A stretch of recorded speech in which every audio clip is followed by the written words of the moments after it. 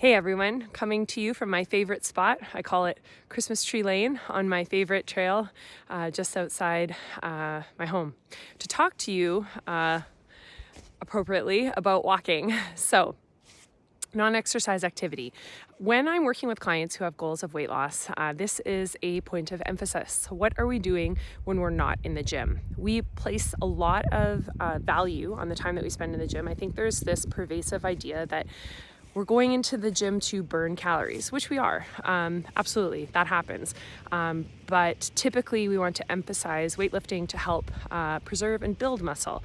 When we talk about weight loss, we're looking at how are we spending the rest of our time? Where do we spend most of our time? It's that non-exercise activity piece that's important. For those folks that work behind a desk, it can be particularly problematic. I experienced that myself.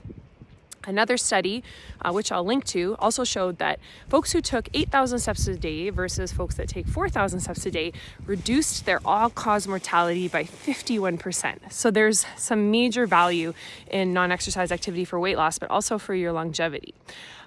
So different ways that you can look at getting steps. I talked a little bit about this in a different video called exercise snacks.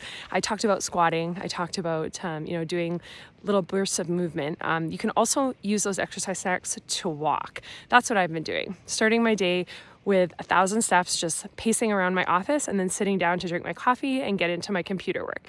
I usually get up again at around 10:30 or just after lunch, and I do the same thing. I try to get about 3,000 or 4,000 steps that way.